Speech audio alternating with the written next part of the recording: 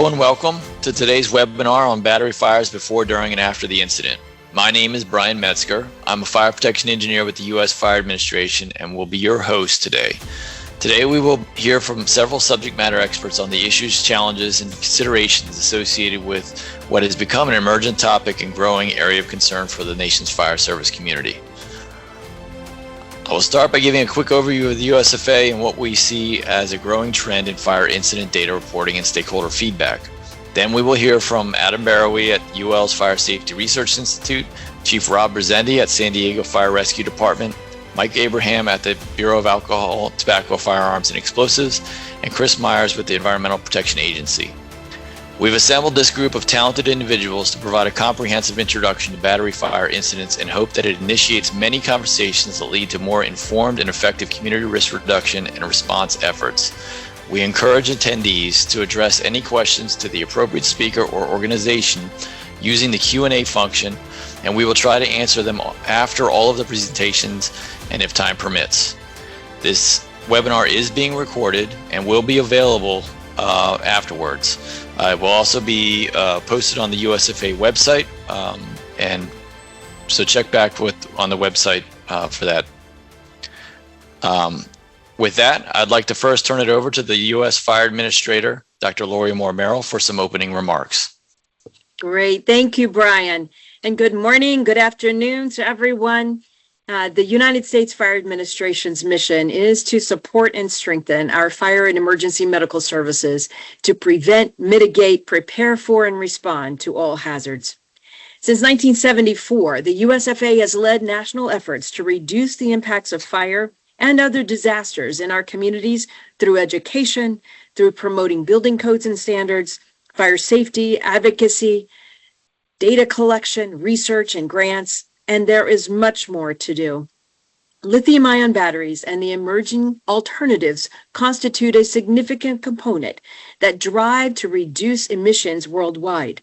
These are necessary and emerging technologies. They are intended to reduce our dependence on fossil fuels, and yet they can introduce new risk to our communities and to our firefighters. And without complete research and regulation, these risks will continue. Lithium-ion batteries are found nearly everywhere. These batteries power everyday items such as cell phones, computers, and they're found in e-bikes, e-scooters, and electric vehicles. Large lithium-ion battery energy storage systems are increasingly prevalent at outdoor installations supporting utility operations and smaller versions of energy storage system installations that are being used, and we are expecting them outside commercial structures and now within residents as well. It's important to note that lithium-ion batteries are an ordinarily stable electrochemical system that provides stored electrical energy. However, mechanical, electrical, and thermal abuse and manufacturing defects can destabilize the system and cause thermal runaway. It is this phenomenon that is changing the fire risk environment. In a traditional fire, it typically takes 3 minutes or more for a room to be engulfed, but now, with the increased prevalence of lithium-ion batteries, there is often only 15 seconds from the first sign of smoke to thermal runaway and explosion, with windows being blown out and fire burning in homes, apartments, and businesses. These rapid changes in fire dynamics lead to shorter escape times, shorter times to collapse, and other new and unknown hazards for everyday consumers and for our firefighters. Based on our 2023 USFA Summit, we and our fire service national leadership have expanded our national strategy to address emerging technologies. These strategies include working to determine risk to the public and to firefighter health from lithium-ion battery incidents, conducting consumer education campaigns, and working with our federal and academic institutes to conduct necessary research to inform fire service response related to lithium-ion. One of the major challenges to fully understand the scope and scale of lithium-ion battery fires is that we do not have sufficient data on the number of related fire incidents in the nation. So we're improving how we collect, analyze, and report relevant incident information in a timely manner. As many of you may know, the Legacy National Fire Incident Reporting System, or NFIRS, data has been inadequate for this purpose. Therefore, the USFA is working with the Department of Homeland Security Science and Technology Directorate to develop a modern cloud-based data capture system known as NERIS, the National Emergency Response Information System. This data analytics platform will ensure that the USFA and the fire service at large will have access to secure, interoperable live data that contain outputs from the most authoritative sources. Data scientists and engineers can leverage this data from the platform to conduct research on lithium-ion battery fires and more, and disseminate the reports to both the fire service and to decision makers at all levels of government.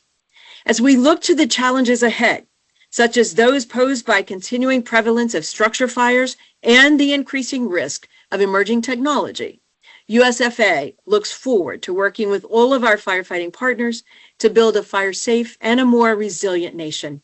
Thank you for joining us today, and I wish you a successful webinar. Brian, I'll turn it back to you. All right, thanks so much for that, Dr. Lori. With that, we'll go ahead and dive in.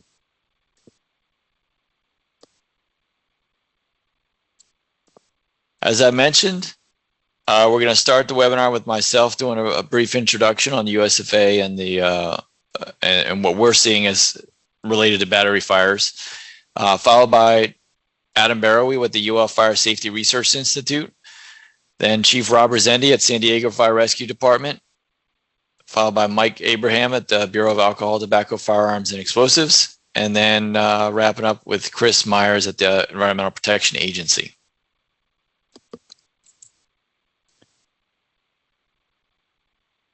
So a quick bit about the U.S. Fire Administration. The USFA was formed in 1974 and is part of the Federal Emergency Management Agency, housed within the U.S. Department of Homeland Security. We are tasked with addressing the nation's fire problem, which continues to kill thousands of Americans each year. In fact, the stated purpose of the Federal Fire Prevention Control Act of 1974 is an act to reduce losses of life and property through better fire prevention and control and for other purposes. As Dr. Lori mentioned, our mission is to support and strengthen fire and emergency medical services and stakeholders to prepare for, prevent, mitigate, and respond to all hazards. This webinar is one way we are striving to meet the needs of our stakeholders and provide them with the best state of knowledge available today. Batteries have become a ubiquitous part of our daily modern lives and as such have become a daily concern and challenge for first responders. Batteries contain large amounts of energy in often compact and portable forms with the ability to quickly ignite and generate large, prolonged fires that can be a significant operational and practical challenge. We know this challenge generates a lot of questions, and in order to tackle this problem, we need to resolve as many questions as possible. We also know that people's experience with battery fires varies. Some urban environments, for instance, might experience more fires associated with micromobility devices than electric vehicles, whereas other places might view electric vehicles as a bigger priority for themselves, or perhaps the construction of larger scale battery installations like battery energy storage systems, BESS, ESS, is your most pressing concern. In any case, there are many questions that we don't really have great answers to at the moment. Some of those questions, for example, are, how many battery fires occur annually? Well, we're not entirely sure. As Dr. Lori mentioned, there are data challenges. There are characterization challenges. We do know that the incidence of battery fires is increasing. We don't necessarily know where and why battery fires always happen. There's sort of a range of reasons, and like I mentioned, it kind of varies by region and location. We're not entirely sure which types of battery applications or battery types or chemistries are sort of most prone to failure. We're starting to get some insight on that through testing and just through experience with the problem. And one example of that is for electric vehicle fires. We see in the data that sometimes electric vehicle fire is coded as an electric vehicle fire, but really it's just a vehicle fire where we don't always know that the high voltage system was involved in the fire, but it was coded as an electric vehicle fire nonetheless. And then you have hybrid vehicles, these different types of vehicle classes and designs that can make it challenging to understand sort of what the root problem is. We know that the occurrence of a battery fire can vary greatly by what is happening with the fire at the time. Are the batteries in use at the time? Are they being charged? Are they being stored? Or are they discarded and in the waste stream and something happens, en route? There have been cases of batteries that are in basically a garbage truck. And when the load gets compacted, it can rupture the battery or cause some sort of ignition. And then you have a fire in that sort of situation. There's battery fires in landfills. So the topic of battery fires is broad. It's complex. We know that there are factors that can contribute to whether, why, and how a battery might fail. It could be from manufacturing defects. It could be through sort of physical or mechanical damage.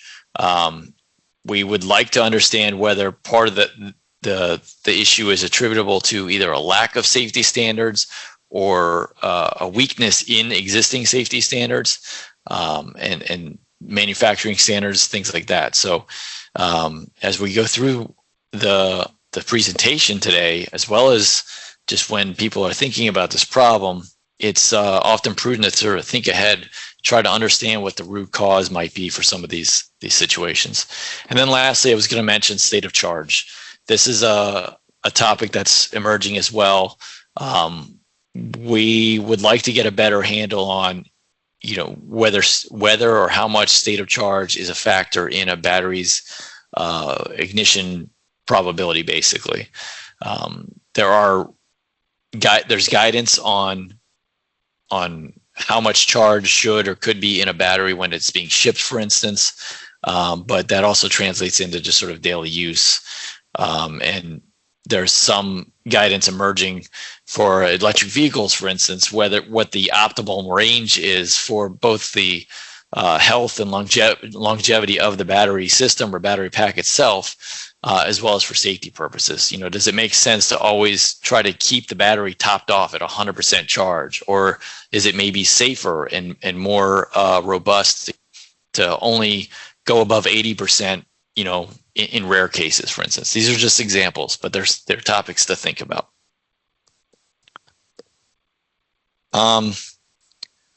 We know that there's varying battery chemistries, and that they can all have an effect on the stability and the protection of a battery system and the environment in which it's operating.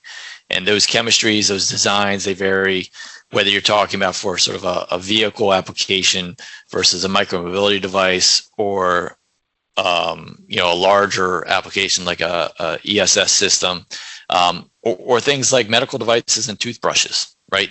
These lithium-ion batteries in particular are ubiquitous, and they're in every facet of our daily lives. There are a number of regulatory organizations to kind of keep in mind. These various applications of batteries are regulated differently. So you have the Consumer Product Safety Commission, for instance, that regulates consumer products. You have the Department of Transportation, National Highway Traffic Safety Administration, and groups like that regulate vehicles. It's another aspect to keep in mind, because if you're trying to understand sort of how to resolve or rectify a problem, it can be important to understand what the regulatory framework is, or what sort of laws and rules and regulations are in place to try to intervene on a particular technology or a product. Different sectors and situations are impacted differently by all of these things I'm bringing up right now. And as we'll see as we go through the webinar today, research and post-incident investigation is important and can help resolve many of the gaps in knowledge that attribute to resolving the problem and trying to prevent these fires from happening in the future. We've also looked at sort of the data reporting challenges. For instance, we have a hard time seeing in the data which vehicle fires are actually electric vehicle fires. We have tried using VINs, for instance, to parse the data, but that's not exactly a reliable tool for us to be using. So we would like to get to a point where the data input and the data logs that we have are more robust and more critical in how they're approaching the problem.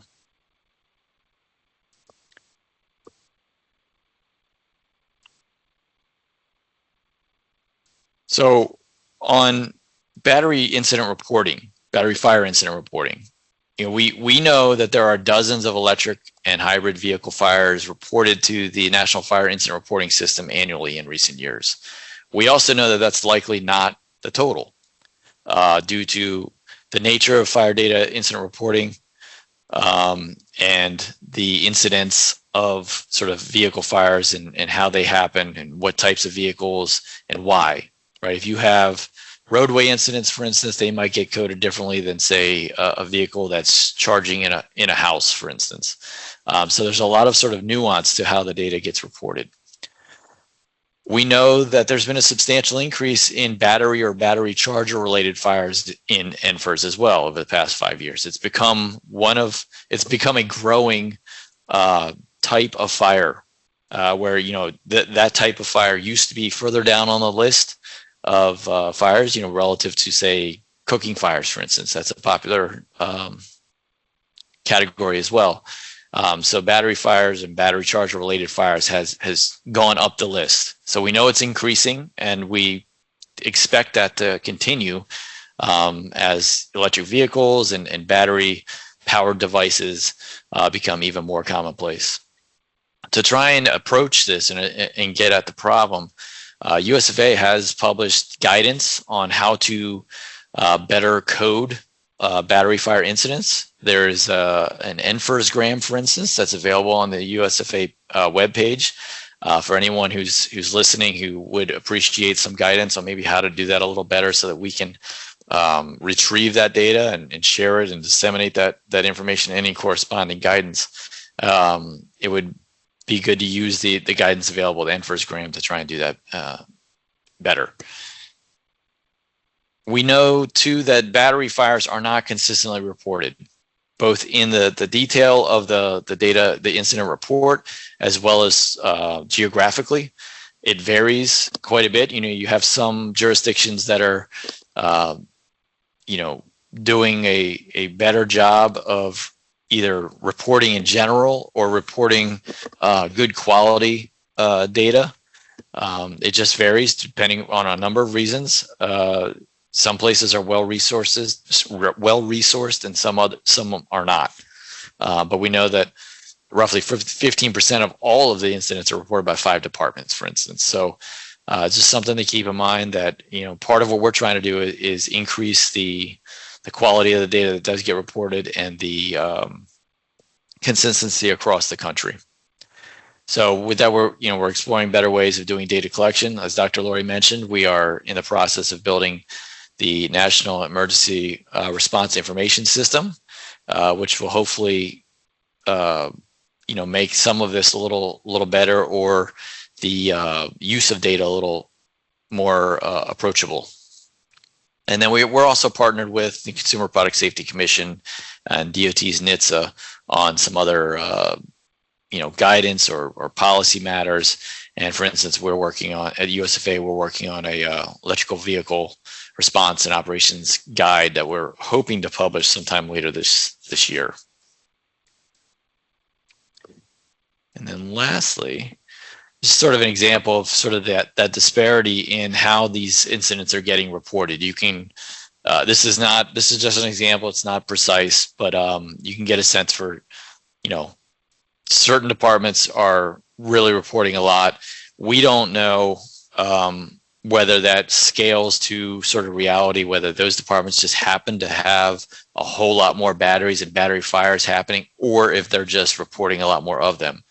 It's probably a combination of both. Obviously in urban centers, you can have more people, more batteries, more devices. But we don't know for sure whether that's the case. So that wraps up my presentation.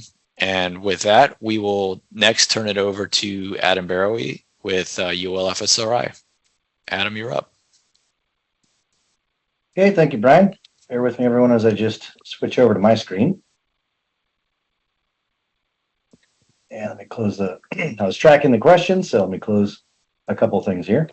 So this is Adam Barrowy. I work for the UL Fire Safety Research Institute, which is dedicated to addressing the world's unresolved fire safety risks and emerging dangers. So I won't vary on what FSRI does, but I'll use some of what we produce to provide a landscape of the types of battery hazards that we're seeing, mostly in North America, but some of the data here is really from global incident rates that we've been studying. So what you're looking at now is admittedly an eye chart. I'm not here to test your vision, but the point of this chart is for us to be able to understand in a working group established by FEMA and the UK Home Office. So that's through the USFA on the US side of that. And the working group is trying to look at understanding the state of risks from lithium-ion battery-powered products. So after a lot of discussion, we put together this chart to map out an organization of different types of products containing batteries. And that's so we can start putting incident failure rates to those different types of products and look at things like voluntary standards that those products could be adhering to, building code regulations, anywhere where we can tie a certain type of product to mechanisms to reduce risk, both in terms of frequency of failure events and severity. We'll get into that in a little bit. So I know that this is hard to read, but I think the big takeaway here is if we keep developing this chart, realistically, we're going to keep going down and further in detail and expanding the width of this chart. What you'll find is the conclusion is that in the age of electrification that we're living in now, all powered devices are candidates for lithium-ion electrification. And that's because they become much more affordable and they have excellent power densities. I mean, they can really do a better job in many cases than cords can. And so they're very attractive. I mean, we're at this point relying on them for our daily lives. They're the next advancement in our technology. And so what we need to do is activities like this to reduce our risk so they become mundane and we get bored of them. We worry about the next fire hazard. But right now, I think what we're looking at is that we're sort of in the age that plastics put us in. So when we shifted from organic materials to plastics, we saw a massive change in fire development rates. So here's some examples. Energy storage systems are obviously a very hot topic. They tend to be very highly engineered. An example is one that I personally visited last year. It can look like a sea container. It can look like an outbuilding. There are many different implementations. They could look like sort of boring looking weatherproof outdoor cabinets. But what you'll see inside are racks containing modules full of batteries. And a module may contain, a few cells all the way up to hundreds of lithium-ion cells. Stacking those cells together in modules inside racks is how you build capacity. So the simple example in the middle is just to kind of show you they'll continue scaling. It's certainly not representative of the full scale. As you move to the right in this image, what you're looking at is a representation of a residential energy storage system. So you'll see them on the far left in increasing numbers of locations because they can ease strain on the grid by constantly pulling in power and then aiding in things like charging 130 buses in Montgomery County, Maryland. So that's what that one was. They can aid in your house by replacing your generator. So expect to see them in energy storage applications in kind of increasing frequency. On the left, this is actually a lithium-ion powered ferry, and we can expect to see more of these types of devices as well. And basically what you have in this incidence is a floating energy storage system. You need a very large capacity to power something like a ferry. And so you'll find somewhere on this vessel an energy storage system kind of tucked within a pressure hull. In terms of more commercial and personal use, we're beginning to see batteries move into things like outboard motors. They're excellent if you like a nice quiet motor out on the lake. And then we're also beginning to see more and more batteries in transportation applications, like inside the sea container on the right. There was an incident, obviously, here with some batteries bound for being recycled. And it's hard to tell sometimes from the outdoor, from the outside of one of these containers, what's inside. So we also recognize that we're looking at increased deployments of batteries inside products, but we're also looking at increased transportation of battery products, and marine is one hot area. Electric vehicles, I'm sure that's not new to anyone here, but when we talk about vehicles, we mean anything from the AI generated image in the center, the passenger vehicle, all the way to light electric vehicles, which I noticed last time I was at the Fire Academy in Emmitsburg, that there's a new fleet of light electric vehicles up there. And on the far right, lithium-ion battery golf carts, which are becoming extremely popular in Florida. And we've seen some incidents there. Consumer products is far too large a category to possibly cover. But I think what's important to note in this product category, and I saw reflected in some of the questions in this group, are that there are devices that we know are causing greater problems. Nowhere is more evident than New York City when we're looking at the thermal runaway of e-bikes or e-scooters, like you see on the far right, causing fatal fires. But there are products which are very mature. So things like laptops and cell phones. I know that we had an increased rate globally of cell phone fires. I won't put a product name to it, but I think we're all familiar with about 5 to 10 years ago of some very aggressive designs in producing the latest and greatest. We're a little bit more susceptible to thermal runaway. The same was true of laptops. And anywhere where batteries are being brought in to replace cords or motors, like gasoline motors, those industries effectively are starting at zero and need to mature their technology to reduce risk through frequency and severity. So what do we look at when we look globally at incident failure rates? So UL Solutions, one of my colleagues, Dr. Veronica Kimmerly, maintains an incident database separate from NFIRS. And this is all based on essentially news reporting. So we know that news reporting can only be so good, but if we do the best at what we can, so she's got an automated tool she's programmed to scrape across the world in 16 different languages and provide incident data back every day, which she maintains a database for. What we can see on the blue circles is essentially the world incident rate, as reported in the news, is dominated by consumer products, followed by electric vehicles, followed by energy storage systems. So if we're looking to understand where risk is the greatest, at least in terms of frequency, we're looking at consumer products. So if we move on from that and look at the rate of incidents over time, we can see how our rapid adoption of batteries as part of this transition in electrification has created much greater incident rates. So in 2023, what we're looking at is about 201 electric vehicle fires worldwide, according to our database. There are others. And then 58 energy storage system fires, 2003 consumer product fires. So I think it's important to recognize that this is a massively underreported rate, particularly for consumer products, because we're relying on journalists to recognize that a battery was involved in a fire. So there may be times when batteries are destroyed in fires that they started and they're not found in the fire investigation. And I'll leave this really to Mike Abraham's session, but there may be also incidents where fires are started by non-battery means and cause a battery to go into thermal runaway, and then that's identified. So we know we're at a high level with this, but we can confidently say that consumer products are dominating the incidents, and that incidents and fatalities and injuries are on the rise. So if we focus specifically on consumer products, we know that consumer risk is dominated by frequent and severe unregulated micromobility device fires. There are standards. We've identified a couple, UL 2272 for hoverboards and UL 2849 for e-bikes. We know those standards can be useful in reducing the frequency of failure events that cause thermal runaways.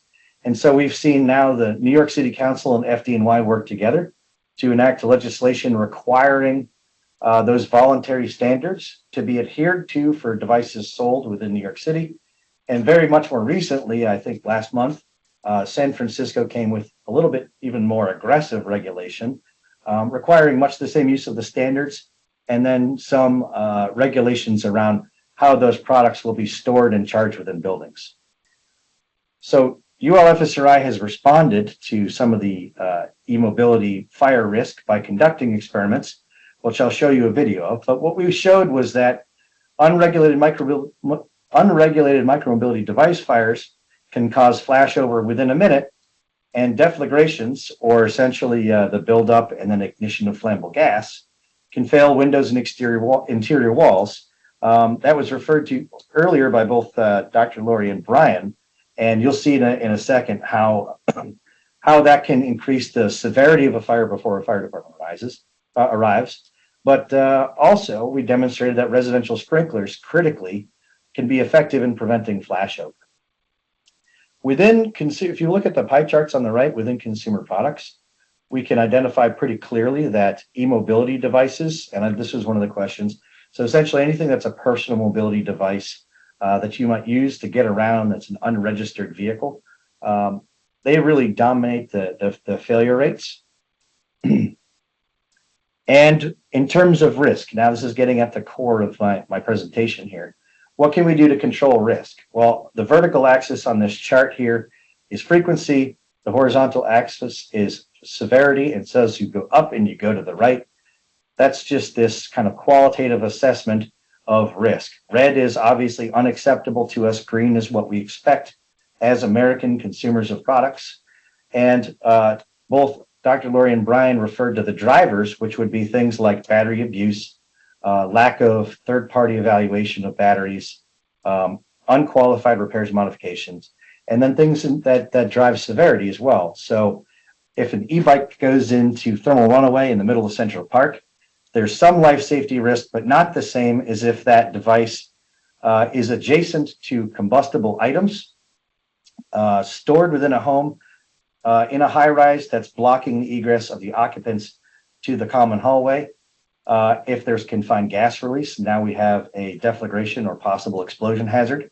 And in some cases, batteries can be ejected from the product they're containing and create secondary ignition sources, whether that's during fire growth or after the fire, creating a reignition hazard. So let's take a quick look at how we can address risk in terms of e-mobility fires. So I think New York City's data has demonstrated that the frequency is anywhere from unlikely to probable of an e-bike going into thermal runaway. The severity is where you could expect at the least first aid if someone's exposed to an e-bike fire, all the way up to we have seen multiple fatalities, single fire events.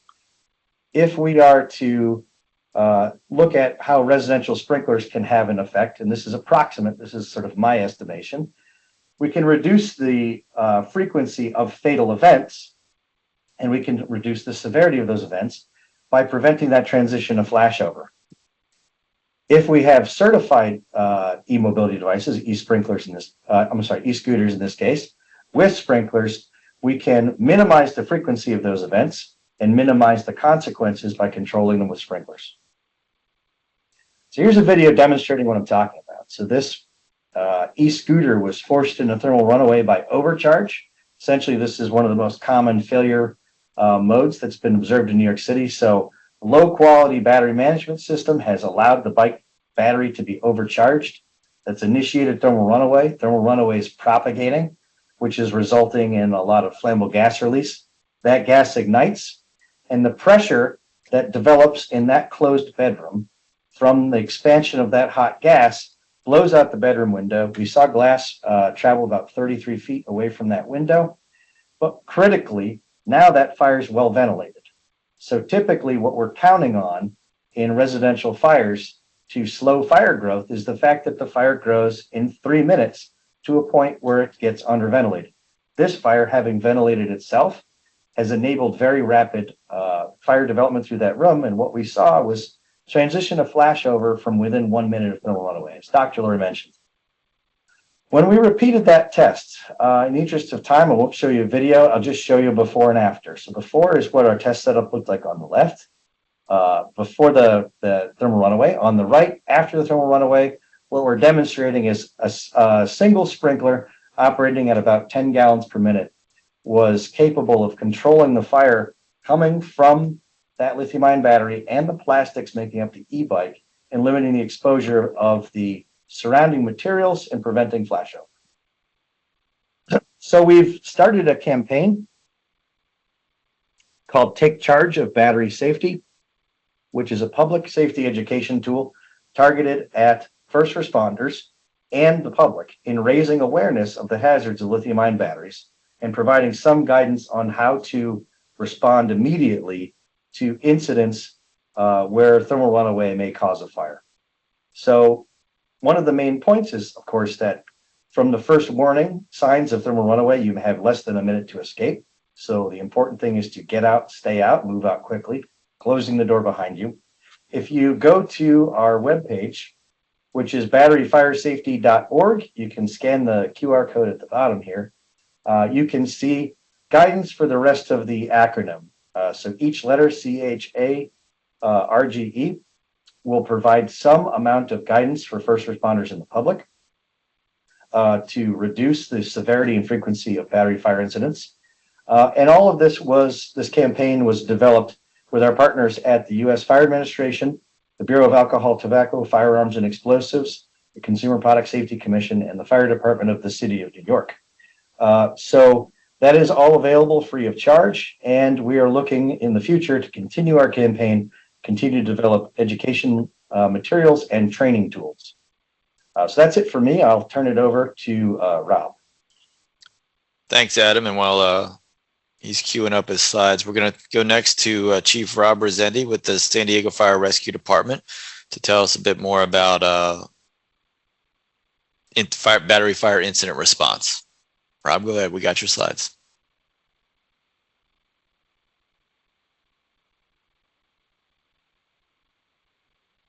You might be muted. Yep, had a little issue with the mute button. Thank you. All right. Hi, everybody. Rob Rosendi with San Diego Fire Rescue Department, and I will be sharing some tactical considerations of lithium-ion battery fires and how to handle during the fire. If you are expecting a checklist on how to do this every time and how to solve this problem, that's not going to be available to you. This is going to be primarily a focus on tactical considerations, and then hopefully you'll have an opportunity to have these discussions at the firehouse or at your department and an agency. Something to consider with these fires is that they're going to be basically all classes of fire at the same time. You're going to have a Class A fire, common combustibles of the plastics surrounding the batteries. You're going to have the electrolyte, which is a flammable liquid found inside the battery. So now you have a Class B potential fire. You're going to have stranded and stored energy in the batteries. So there's your Class C threat. And then you're going to have metals such as cobalt, nickel, magnesium, aluminum, copper potentially present. And depending on the size of the incident, you may have a Class D fire. And then on top of all of that, you're going to have the gas emission that comes off of the batteries, which are primarily hydrogen, methane, and other flammable gases, along with toxic gases. So you kind of have the gamut of every type of fire that we can see all happening at the same time, which is what makes these incidents so complex and why it's important for us to understand and think about some tactical considerations. So we'll start with the battery energy storage system. These are large amounts of batteries. They can be several dozens of these containers, or it could be just one standalone container. When the fire begins, these containers are designed to be able to handle the incident by itself without any additional effort from the fire service. And so when we're looking at tactical considerations for energy storage systems, we want to make sure that we take a defensive approach, defensive operations. There's no reason to offensively engage in one of these containers when they are designed to withhold the fire within itself. And so the primary purpose for the tactical consideration here, obviously, we always start with life safety, making sure that there's nobody in the threat area and try to assist them in getting out. we want to wear proper PPE and start considering the evacuation and or sheltering in place, depending on the size of the event and the proximity to residents and life hazard. After that consideration, you want to start considering property conservation. So you are going to want to allow the system safety devices to operate as designed. Monitor the panel that's typically found near the devices to start getting some additional information on what the energy storage system is going through. Here's a picture of an energy storage system fire that you can see the container did what it was designed to do. It had a thermal runaway occur in a couple of battery cell modules. The battery modules propagated down and across to multiple racks, but the container was able to withstand the fire. And after several hours, the fire mitigated and subsided. And so there was no need for fire department intervention on this incident. You want to, if we need to prevent propagation, if we have a couple of containers that might be close to each other and you'll start seeing fire perhaps impinging on one, you want to prevent that propagation from container to container. And that's when you can start considering doing some type of water application. You only want to apply water to the exposed container and not to the one that's going through thermal runaway. Putting water on the container that's actively going through thermal runaway could potentially impact the container's own systems of doing its own fire prevention. And you can also just delay the entirety of the event because the thermal runaway is occurring. Putting water on the container may just extend the time that it takes for the batteries to fully go through their thermal runaway process. You want to apply from a distance, upwind, uphill if possible. You want to obviously protect the exposures as best as you can. And always being aware that there are electrical hazards present. We want to use a minimum amount of water, not full gallons per minute, but actually the least amount of gallons per minute that we can to just prevent the propagation. We don't want to create a massive runoff problem if we can avoid it. And then always considering neighboring structures and vegetation around the area, making sure that we don't have any exposures catching fire. This similar approach can be done for residential energy storage systems. They're going to be much smaller in size. But again, doing the direct offensive engagement on an electrified box with stranded energy is not going to be your best option. The best option is going to be to protect the exposure, whether it's inside a garage or if it's on the outside of the house, protect the fire from extending and allow the box to go through its thermal runaway until it's done. So that's the best approach. You don't want to try to remove the box without a technician present. You don't want to try to engage in that type of electrical hazard without thorough knowledge of how these energy storage systems are designed. The best resources that you're going to be able to reach out to, obviously it starts off with having those technicians online. You want to give them a call and start having them responding to your area because they're going to be the subject matter expert for that particular device and they'll be able to assist you.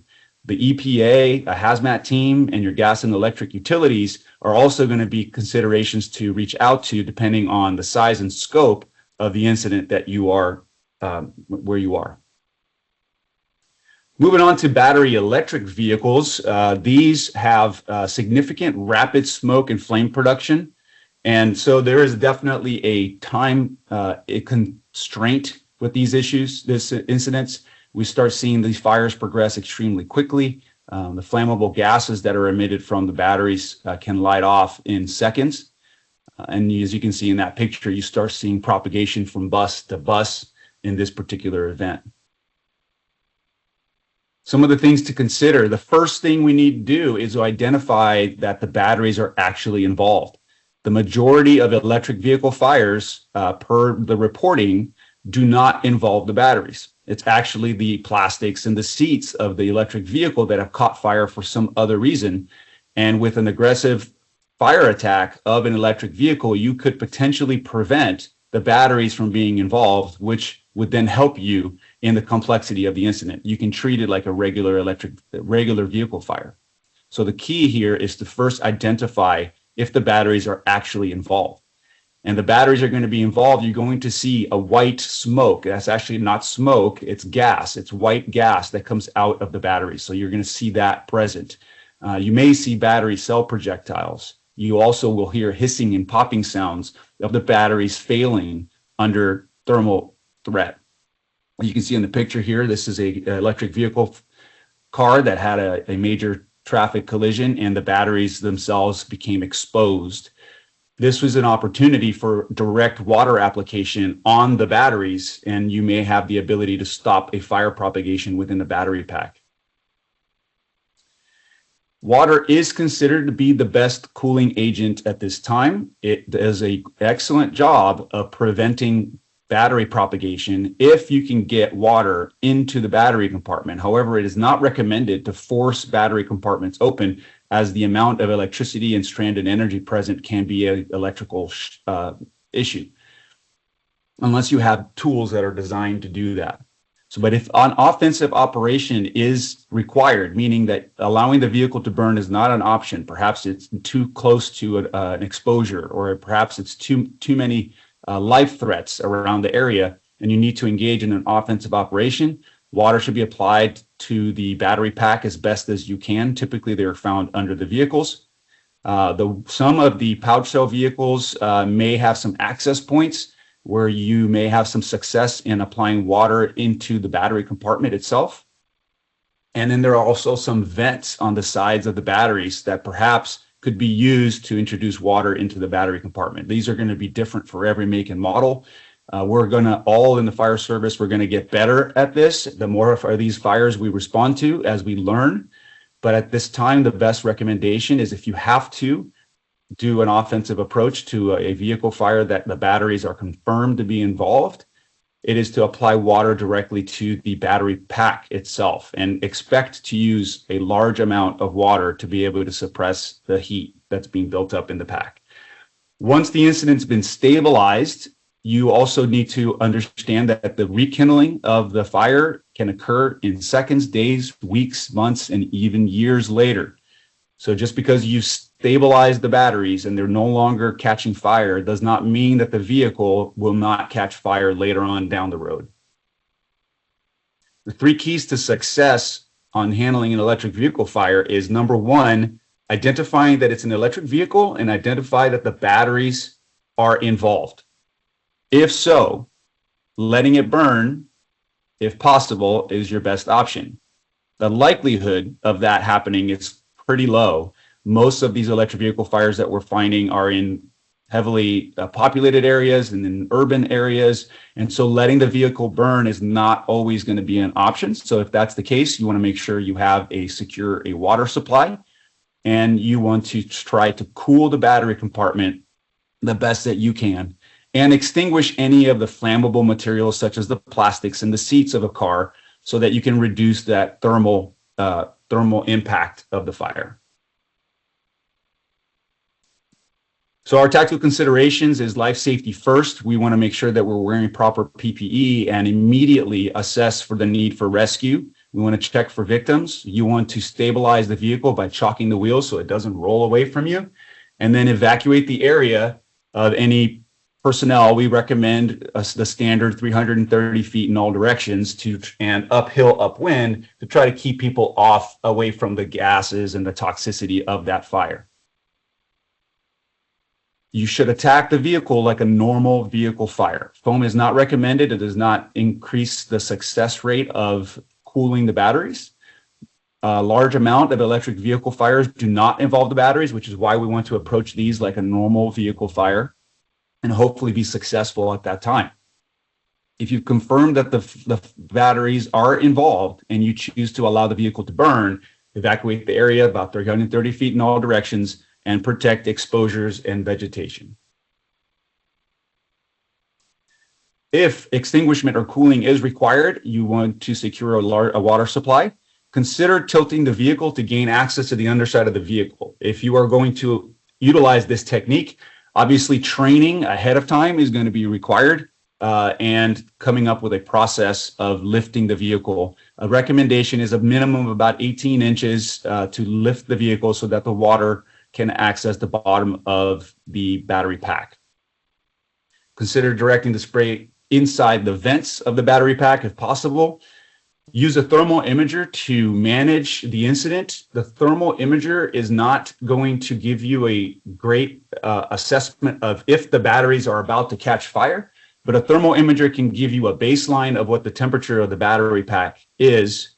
And then while you're waiting for the battery pack to demonstrate whether it's still in thermal runaway, you can see if the temperature is going down, your incident is going in the right direction. And obviously if the thermal imager temperature is going up, it's likely that you're going to have to re-engage with more water application until you can have that temperature either remain static or start to decrease.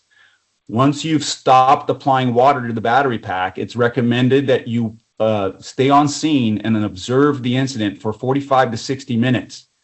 If the batteries have been stable for approximately 45 to 60 minutes, we can then tow the vehicle to a tow yard, making sure that we let the tow company know that they must store these vehicles approximately 50 feet away from all potential exposures so that we can avoid that tow yard fire that may occur. Other things to consider is to refer to the emergency response guide for the specific make and model of the vehicle. NFPA.org has a link to all of these ERGs for vehicles, and I highly recommend that the fire service starts to look at these and utilize them on incidents. They will provide you a lot of information about each make and model and some recommendations on firefighting techniques. As we know, electric vehicle fires are more prevalent, and they are, by definition, are starting to see more of these fires. We see about 25% of the fires are underground or in enclosed spaces, about 30% are outside or parked, and another 30% are outside and while driving. About 95% of the time we see jet-like ignition and directional flames, and about 5% of the time we actually see a vapor cloud explosion with a violent deflagration.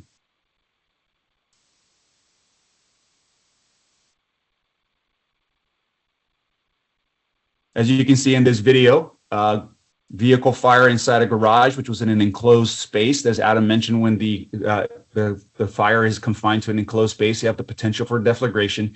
It exploded, and that garage door went flying towards one of the firefighters and landed about 25 feet away. And so that brings up some significant concerns when we're addressing a confined electrical vehicle fire. Here's an electric vehicle fire inside a parking structure. You can see the fire, it starts as an explosion out of the battery compartment of this electric bus.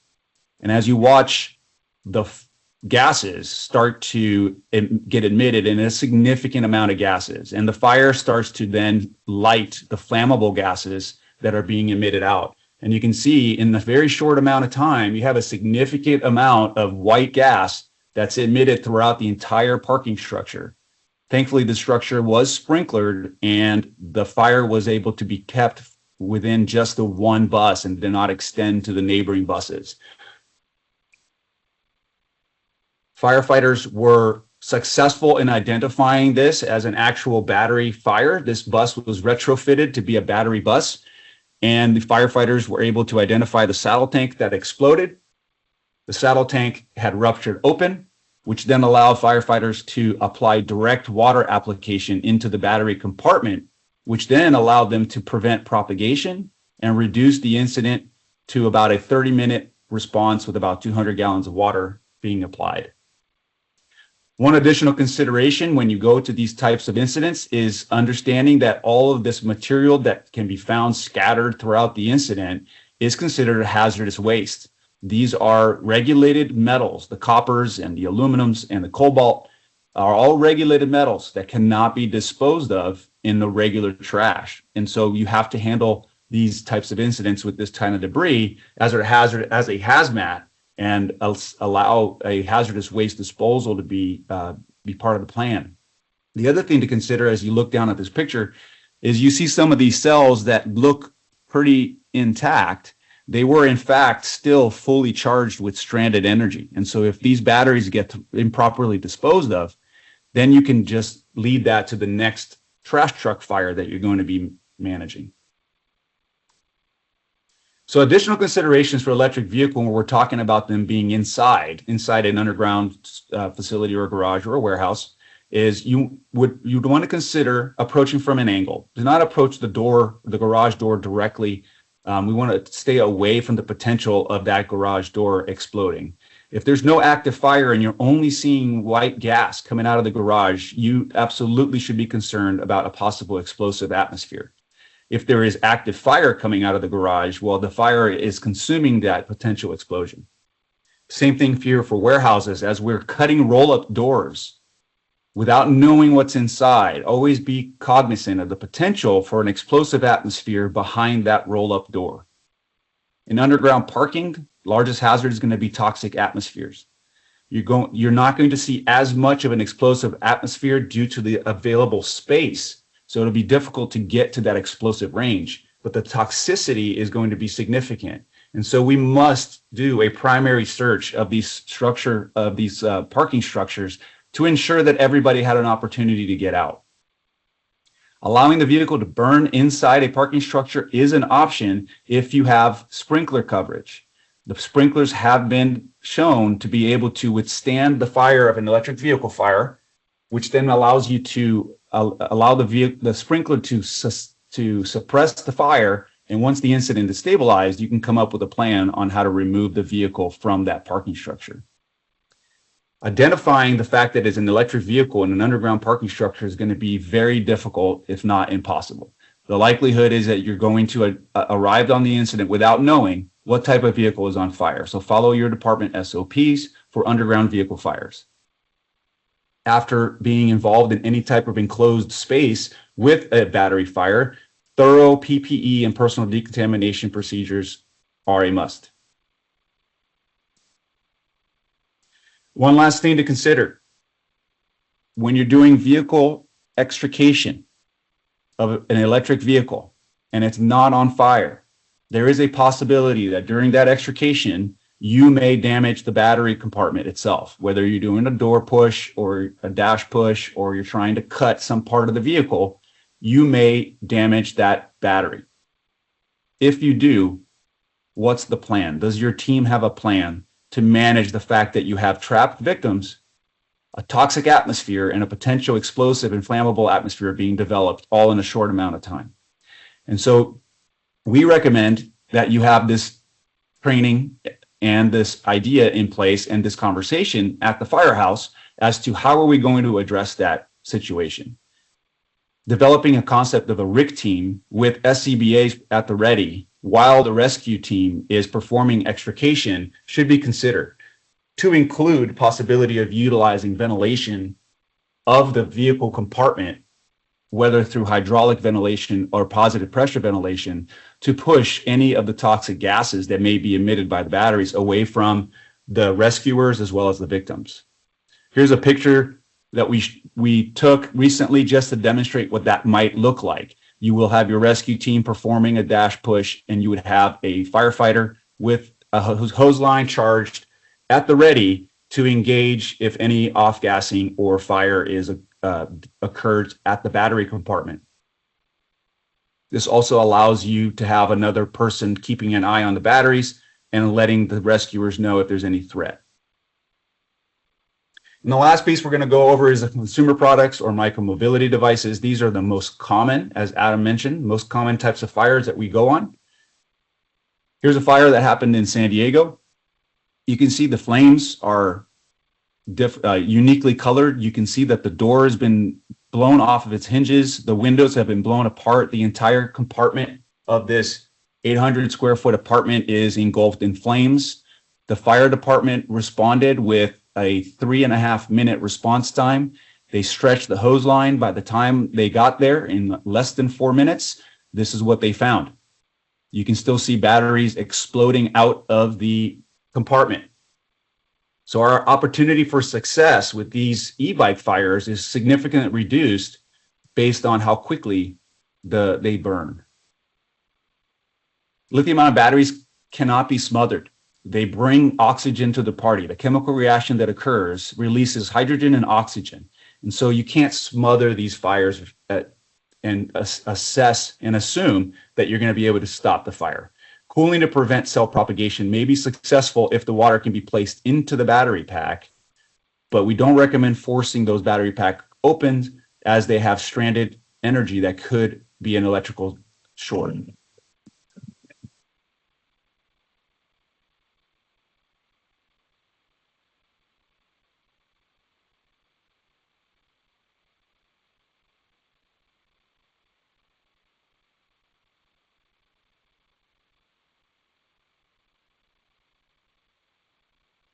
So that was a e-bike that was inside a container full of water. You cannot smother these fires, and you can see the amount of water that was applied to that e-bike was what I consider to be full GPM. And so that was still going through its thermal runaway event.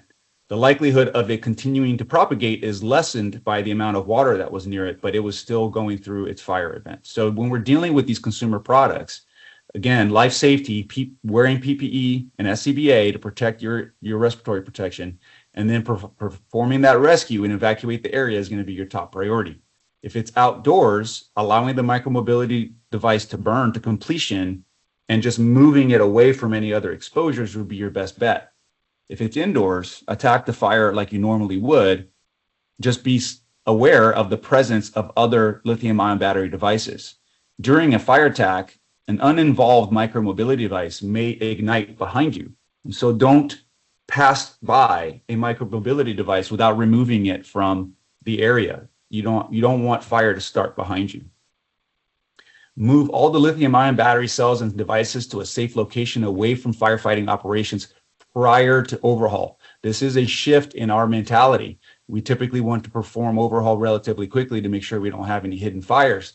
But if you start to perform overhaul and you drop the blown-in insulation, the drywall, or any other materials over the top of the batteries, you may not be able to find the batteries later, and they may reignite at a later time, starting a second structure fire.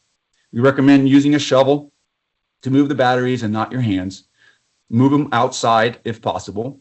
If not possible, if you're on a high rise and it's not easy to move the batteries outside, we recommend using an uninvolved bathroom, a bathtub, fill it with water so that the batteries can be dealt with after the fire has been extinguished. Wear SCBA during overhaul the entire time. If you are performing overhaul without SCBA and one of these batteries or a few of these batteries reignite, it will emit significantly toxic gases and you will not have enough time to throw on an SCBA. Request hazmat to assist with battery stabilization and mitigation, overpacking and disposal, and provide protection line for that operation. Lastly, where else do we see them? Where else are we seeing these batteries that are impacting us on a day-to-day basis? 60% of all the trash truck load fires are started by improperly disposed of batteries. So you can see that the last trash truck fire that you responded to was most likely a battery improperly disposed of. At waste management facilities, we have about 40% of the fires there are started by lithium-ion batteries, but about 15% are started by batteries of unknown type, and 10% are for other rechargeable batteries, and then 15% are of unknown origin. And so we can see that the batteries are the primary cause of waste management facility fires. You will see them in multiple alarm fires. Multiple alarm fires are significantly more complex than your standard structure fire because you're going to have dozens, if not hundreds, if not thousands of these e-bikes or scooters or hoverboards that are all propagating and starting fires themselves and being ejected out of their compartment and creating a significant challenge to the fire service. It's also going to create and emit very toxic gases that are going to require evacuation of nearby buildings. During transport and disposal on our freeways, on our highways, we will see these events as well. We have seen them. Just last year in Birmingham, Alabama, we had this tractor truck that was originally a box truck. However, it built enough flammable gas out of the 55-gallon drums of these batteries that were being shipped for recycling, that it had blew up the entire box of the truck. Thankfully, nobody was injured, but you can see the amount of damage was significant to the truck. And we will also see them in natural disasters. You're going to start seeing them in wildfires. You'll see them in earthquakes, in floods, events, and these batteries get impacted by either the heat, or maybe it's a salt water, or maybe it's the mechanical shock of being or fallen or debris or building collapse. All of these things will cause the batteries to be damaged, and they could potentially become unstable and cause a fire during the rescue operations. That is the end of my report. Turn it over to Michael. Yeah, thanks for that, Chief Rezendi. While Mike's queuing up his slides, I'll just do a quick reminder that we do plan to try and address as many questions as possible after all the presentations. We are diligently trying to address a few of them as we go through here, but just keep in mind we're going to try to address more of them once everyone has spoken. So bear with us on that, but we've got well over 100 questions so far, so we're working through them. And with that, we'll go over to Mike. Thanks, Brian, and thanks, Chief Rezendi. So my name is Michael Abraham. I'm a forensic electrical engineer with the ATF. I'm actually a forensic engineer with the ATF Fire Research Laboratory. So the ATF has certified fire investigators located throughout the country. We work with our state and local partners to help investigate fires. The Fire Research Laboratory, as a result, does a lot of testing and research to help determine what can contribute to the cause and origin of fires. As other speakers have mentioned, the prevalence of lithium-ion batteries in the modern fire environment makes them a consideration for us. As part of the ATF CFI program, a lot of the candidates go through a project, and a lot of them in the recent past have been focused on lithium-ion battery-related research to help us determine what an investigator may encounter after a fire. So as a part of that, we've done a lot of full-scale testing, and we also participate in research, training, and education like this program. So regarding investigation factors for lithium-ion battery fires, as a fire investigator or evaluating a post-fire scene, there's a lot of times where the origin and cause of the fire can be narrowed down to a particular device or a limited area. But oftentimes, as an investigator, you're going to come across a larger scale incident with a lot of ignition sources to consider, a lot of post-fire damaged areas, which resulted from progression and development of the fire. So you need to understand how a lithium-ion battery can contribute to all of those factors. One of the first and foremost things that needs to be done is to identify the actual device and or battery involved in the situation. Adam and others have mentioned that lithium-ion batteries can be found in a variety of devices, and depending on the size and the scale of those batteries or the configuration, they can contribute differently to the fire environment, and especially the post-fire environment that a fire investigator is going to have to evaluate to determine if the battery was actually involved in the cause of a fire. Part of evaluating a fire scene is being able to identify fire-damaged artifacts, and especially with lithium-ion batteries, you may need to employ techniques for non-destructive testing and imaging, which can include, X-ray imaging or computed tomography or CT imaging for three-dimensional X-ray. As an investigator, you're going to conduct interviews during your fire investigation, and a lot of those questions can help you make a determination if it makes sense that a lithium-ion battery contributed to the origin or cause of a fire. There's a lot of data to suggest that a battery being charged does not necessarily directly mean that it's going to be failing at that particular point in time.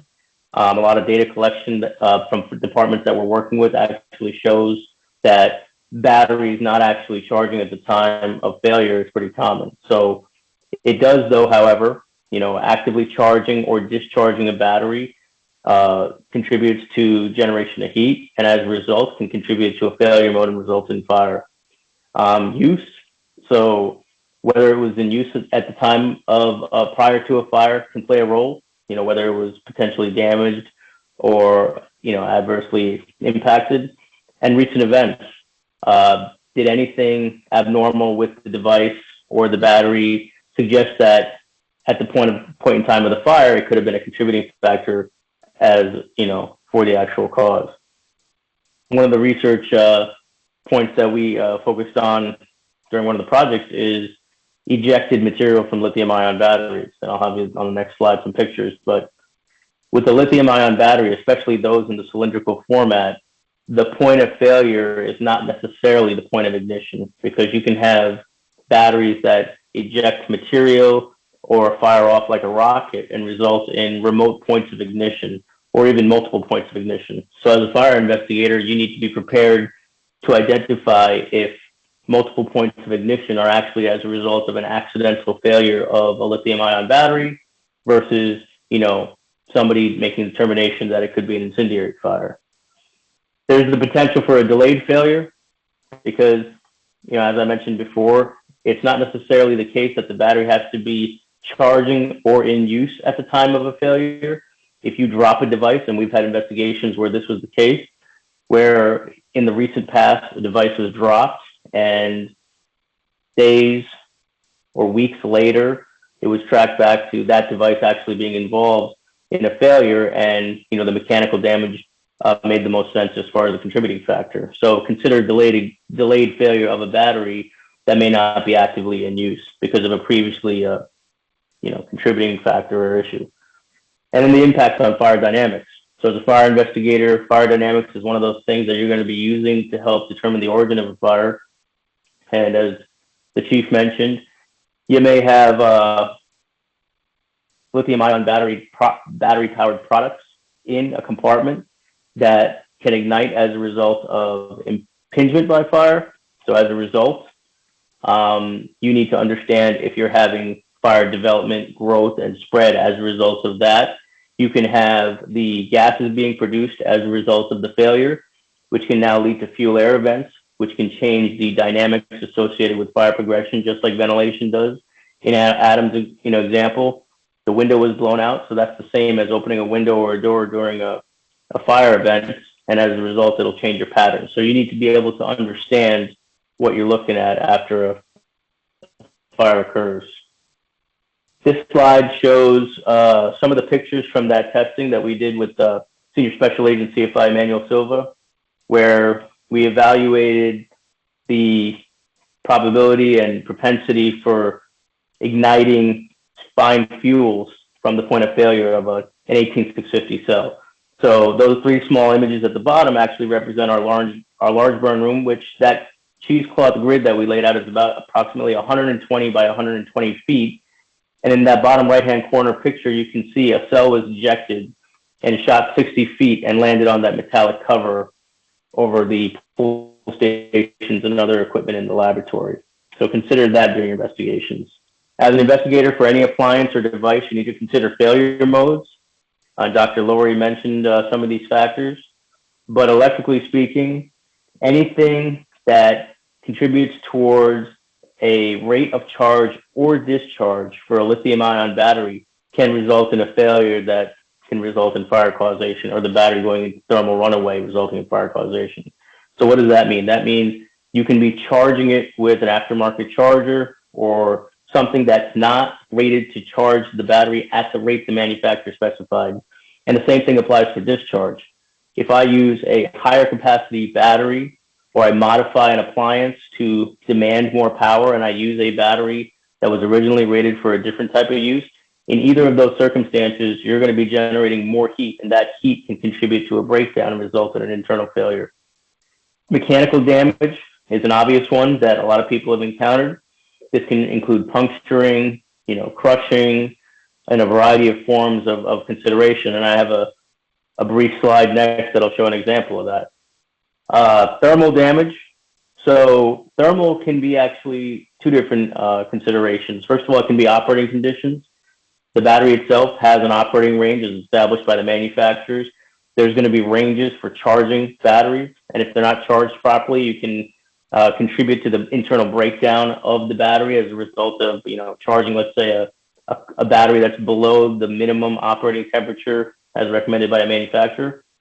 And as mentioned, fire exposure itself. So a lithium-ion battery in a fire compartment, whether it's in an EV, a micromobility device, or a personal device that is exposed to a fire, can result in that battery failing, just like a battery going into thermal runaway as a result of one of the other failure modes. So you need to be able to consider that and use other points in your investigation to determine if it makes sense whether or not that the actual battery you're looking at contributed to the actual cause of the fire.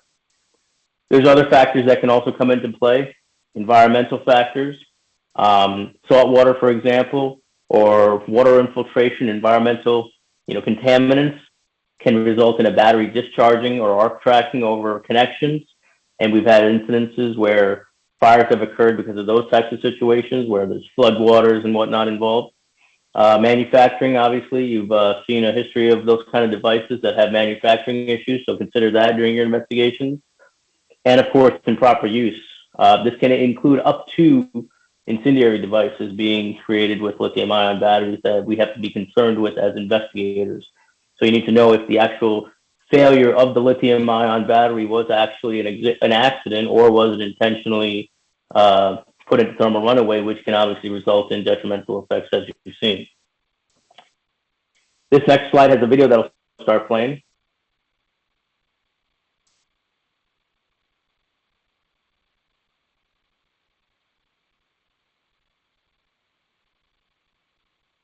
So hopefully you were able to see that video. And what you have there is actually a situation in Neptune, New Jersey, where the investigators were able to figure out after the fact that the dog actually chewed on an 18650 cell that was being recharged for a vape. And after the mechanical failure, it actually ejected and landed into, I can't think of a more opportune spot in that room, with the vertical couch fabric, the crumpled up rug, etc., and resulted in a large fire. So important to note here is that, again, it may be obvious sometimes, but in this case, the entire structure was fire damaged. And as a result, they didn't immediately find this cause of the fire. But the video came back after the fact with the owner saying that they had this camera and they were able to go back and then recover the cell from within the fire debris. So this has been touched on a little bit, but as a fire investigator, you're going to have to consider the handling of post-fire damaged lithium-ion batteries. First and foremost, consider the evidentiary value, as with anything else. If your battery itself has not been completely extinguished, or they haven't been able to suppress the battery to the point and prevent propagation to additional cells within a larger battery pack, as the chief was mentioning, you're going to have the potential for delayed ignition. We had an incident where an electric vehicle involved in a structure fire, parked inside the structure, ignited 3 months and 3 hours after the fact of when the fire was suppressed, when it was being transported during a joint evidence examination. So consider that when you're trying to consider the evidence. Stabilizing the battery requires taking steps, whether it's submersion in a dirty water solution to help discharge it. A lot of other entities are doing studies and researching what methods work best, but consider that to prevent further damage and reignition for anything that you're dealing with. This also includes stabilizing additional cells that may have been ejected remotely and not been directly suppressed by the firefighters. And you may have to then collect those, because when we're talking about configuration, if a battery pack has 10 cells in it and you collect all 10 ejected cells, some of them may not be completely damaged or burned out, and therefore they need to be stabilized before they can be examined further, whether it's with non-destructive imaging or whatever it may be. Packaging and storage, you need to really employ means and methods to minimize potential reignition and fire spread. So there's products out there which batteries can be packed within that can prevent the thermal runaway from escaping the enclosure and propagating further. So consider that. Realize that, as mentioned prior to this, that there are regulations that restrict transportation by land, sea, and air for lithium-ion batteries, and even furthermore for damaged lithium-ion batteries. As a federal agency, we deal with fire investigations around the country, so we have to deal with potentially transporting lithium-ion batteries post-fire for examination, because a lot of times it may not just be as simple as identifying a battery as the cause of an accidental fire, but it may be to affirmatively eliminate a post-fire damaged battery during an arson prosecution. So there are going to be times when you need to do additional analysis, and that's part of the consideration for evidentiary value of a post-fire damaged battery that needs to be taken. And then with disposal, there's regulations at the federal, state, and local level. So consider that after you're storing them and whatever needs to be done, considering it from there. That's my presentation. That's my contact information is needed, and I'll pass it off to Chris. All right, thanks, Mike. While Chris is queuing up his slides, next we're going to go to Chris Myers with the Environmental Protection Agency to talk about post-incident post-battery fire incident information and guidance. So, Chris, with that, whenever you're ready, we got your slides up now. Great, thank you. My name is Chris Myers. I am a federal unseen coordinator with the US EPA. I'm stationed in Southern California as part of EPA Region 9. I work as in the emergency response branch of the Superfund division of the US EPA. And we're going to talk now mostly about strategy, but we will get into, I'd say, brief tactics on the back end of a lithium-ion battery emergency, and that is the cleanup and disposal.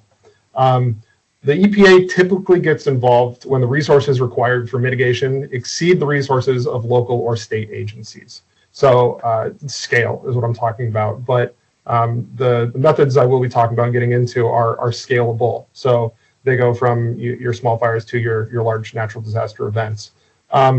There are several areas of the industry that this happens more often than others. I like to, and we generally sort of refer to them as battery accumulators. So battery accumulator can have, it can be anything from businesses where batteries are the business, like manufacturers, battery recyclers, universal waste handlers that handle batteries in the beginning of the recycling process. They're also sort of ancillary to the business as well with these accumulators. You can have your vape or e-cigarette shop, which is what this image is here. Scooter, micromobility shops have a lot of batteries, but that's only because they're selling them. That's not part of the actual business itself.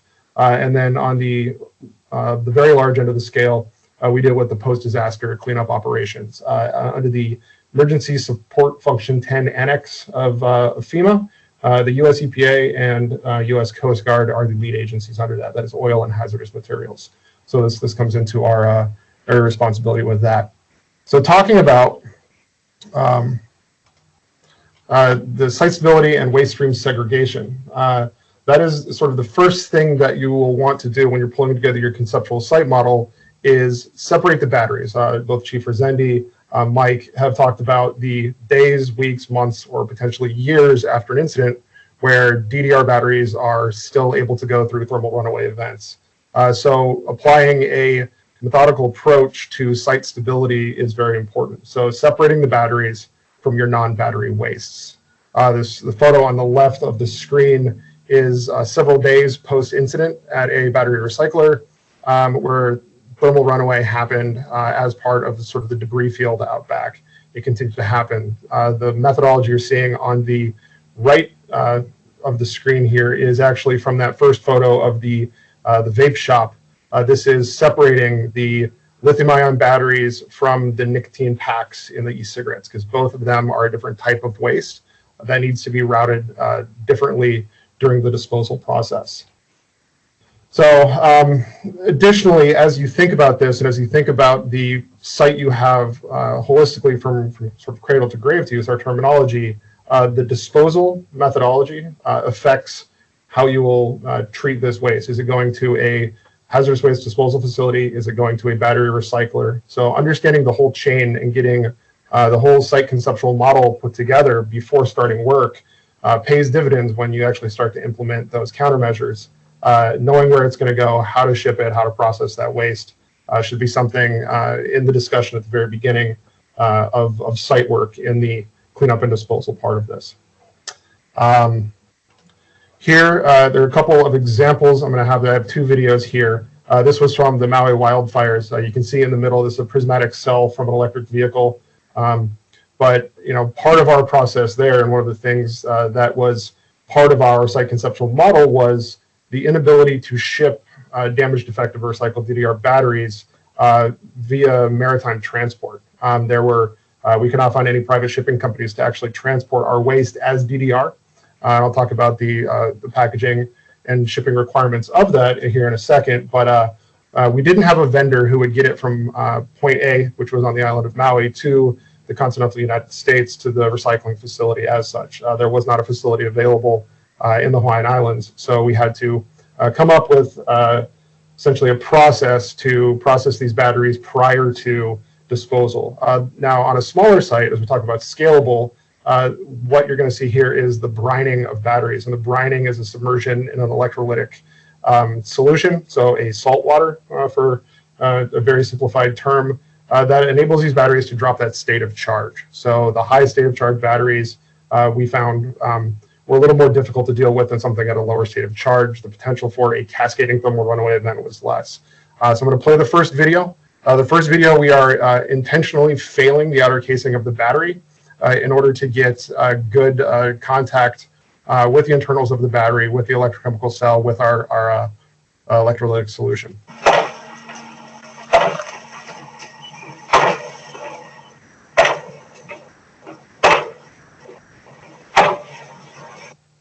So as that failed, you can see that we induce a thermal runaway event.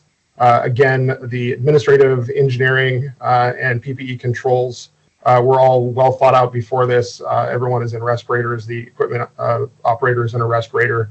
But this was conducted so we could effectively brine this battery. And then the second video is as we push it into that brine solution, you can see. That's not real quick.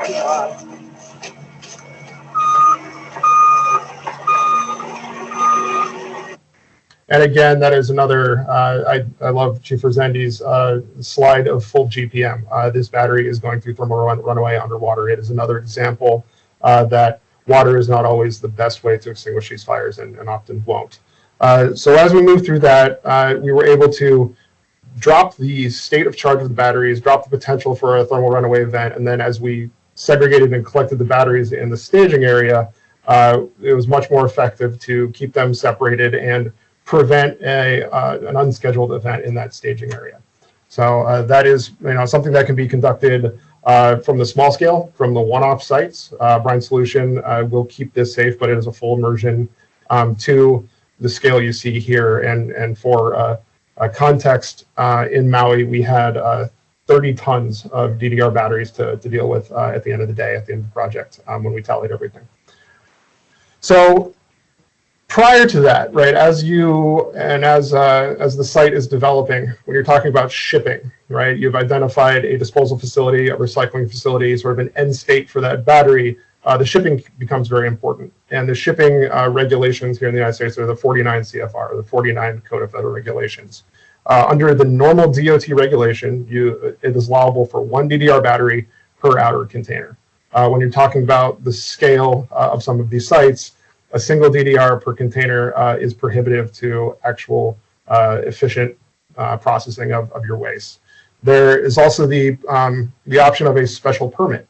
So the special permit is issued by PHMSA, or the Pipeline and Hazardous Materials Safety Administration. They have special permits for shipping DDR waste specifically. That's under DOT. That will enable the site to pack more DDR batteries per container. The special permits are very specifically described, reviewed, and approved, again, on a site-specific basis. But what you can see here is that example from the initial slide. As we separated the nicotine vape liquid from the DDR batteries, the batteries went into our segregator area over here with the buckets where could we have had an event, it would be easier to apply countermeasures in the segregation area. They were packaged specifically in the drums and filled with a absorbent material designed to collect and, I'd say, effectively capture the toxic vapors that come off of batteries as they go through a thermal runaway event. These do not prevent a thermal runaway event, but the methodology for packing and separating batteries are the best attempt and generally fairly effective at preventing a cascading thermal runaway event. Now, with Maui with the scale, even the drums, and I said the inability of us to ship DDRs, even appropriately containerized under a special permit, we were still prohibited from that by the private, the private carrier. So we had to take it one step further, and that was by crushing the batteries. You can see, again, we implemented administrative and engineering controls and PPE.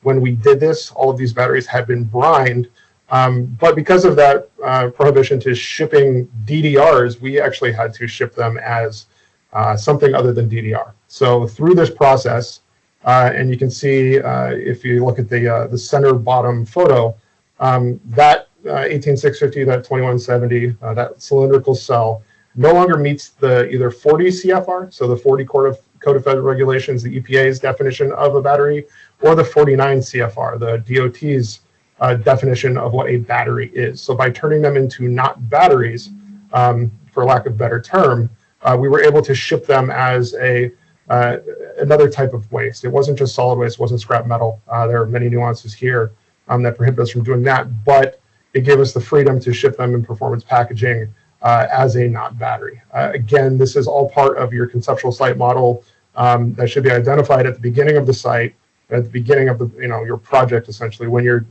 identifying the methodology to be used to ship, transport, and mitigate a DDR, a fire-impacted battery threat that you'll be dealing with. It is very important to think of the whole process from where you are at the beginning and inception of the project to the end, to the transport and disposal, and the final disposal facility will certainly affect not only through the regulatory architecture of how it's accomplished, but also the tactical implementation of your countermeasures and ability to fix these things. I'm keeping it very short. That is the end of this presentation. Thank you very much. All right, thank you, Chris. Now with that, like I mentioned before, we have gotten almost 200 questions at this point. We've been trying to field some of those questions and get back, provide answers as we go through the presentations. But at this point, we're going to go ahead and try to round robin the questions, and we'll, I guess, I'll read through them and try to direct them to the appropriate speaker as much as possible. So for those that were asking about DDR that's damaged, defective, or recalled, I know I saw some questions about the use of fire blankets. The practical consensus, I guess, is that those blankets can be used for various purposes, right? Sometimes they're marketed to sort of put over top of fire, but in other cases they can be used to protect exposure. So if you're talking about an EV fire, for instance, depending on the state or the how far into the incident you're talking about, for a vehicle fire, you could just put the blanket over the burning vehicle, or you might use those blankets to protect exposures located nearby that burning vehicle. It just kind of depends. Unfortunately, these scenarios, these fire incidents, can be somewhat complex, and you got to use some discretion on scene to try and figure out what's the best application of a particular tool. I know I responded to a question regarding some of the products that are out there that are marketed as being to be used to pierce a battery pack. The general consensus is that we do not recommend doing that. The manufacturers tend to, recommend against that as well. It's possible that there is some scenario where that makes some sense, but if you can imagine being on scene at an incident like that, it would, in a lot of cases, it's going to be very difficult to discern which battery cell or which part of a battery pack is failing to where you would want to then pierce that battery pack. You'd have to know a lot of information very quickly to be able to execute that kind of operation. We definitely appreciate all of the positive feedback on the webinar. We've put a lot of work into assembling knowledgeable people on this topic because, like I said at the beginning, we want to make sure that our stakeholders in the fire service are getting the best available information so that they can make informed decisions. Some of these questions either are maybe too difficult to answer in this setting, or would obviously require sort of more information about what the person's inquiring about. I know for myself and the U.S. Fire Administration, we're always available. If people have questions, they can reach out to us, and in most cases that applies for the other speakers as well. Let's see. Anyone else want to chime in on any particular questions? Anyone want to take a shot at grabbing one of these while I read through some?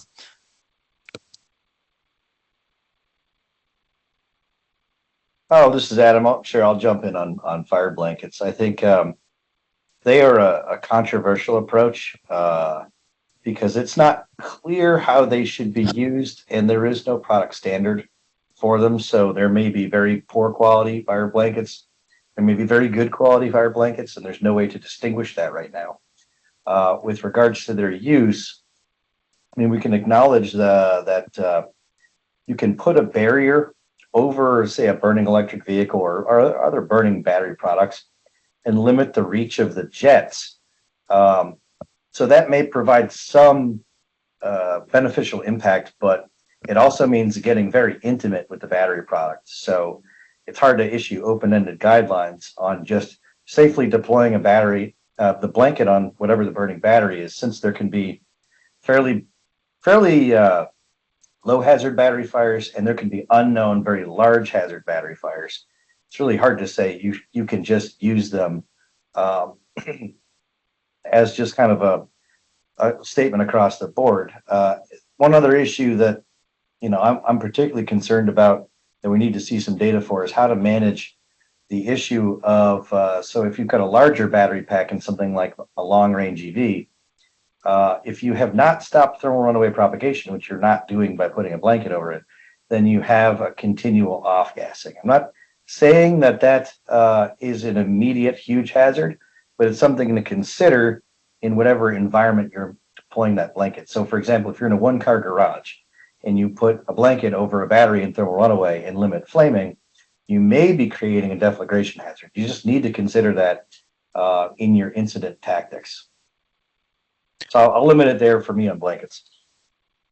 Yeah, I'd agree. I mean, those blankets are sort of your mileage may vary or will vary.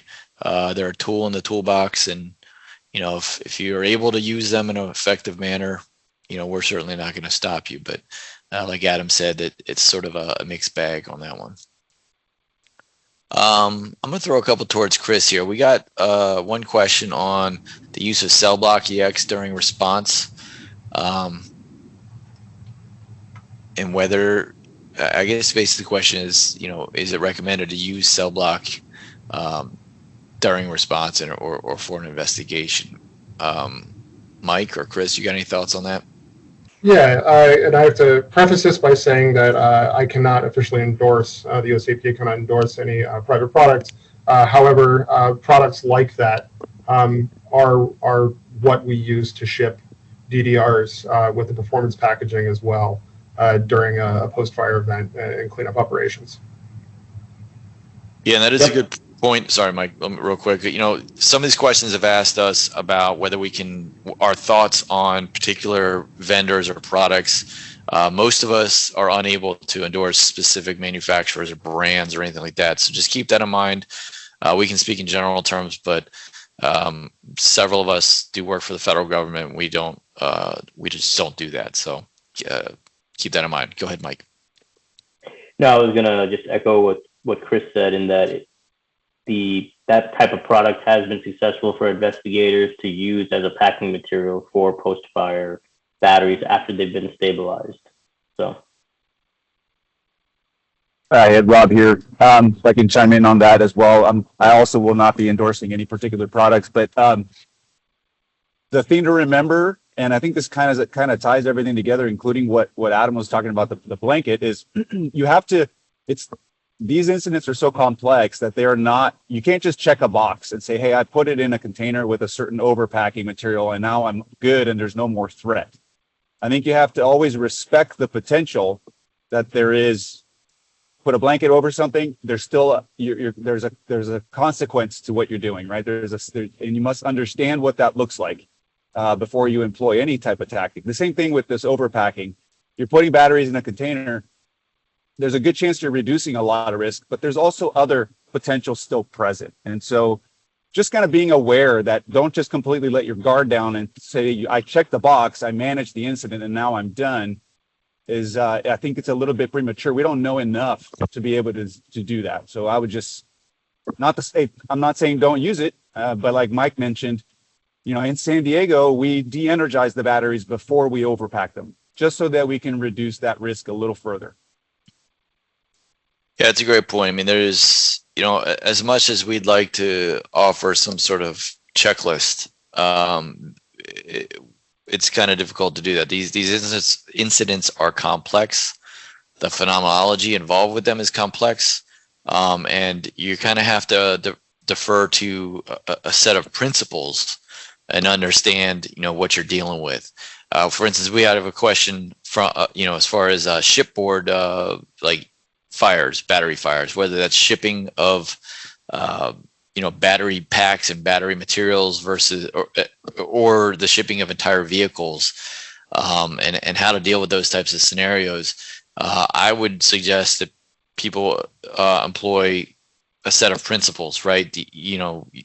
Separation and having the capability to suppress or cool the batteries themselves, and understanding what that chemistry is and how it functions, and then how to sort of protect different elements, exposures, and things like that. So I would offer to try and lay out some principles, understand some of those principles, and then lean on them when you have questions about these things. And Brian, if I may, and something to still consider, that even when they're packaged per spec, when they are going down the road for disposal, they still continue. The DDR batteries, the batteries in any sort of failure still do continue to evolve flammable gases, toxic gases as well.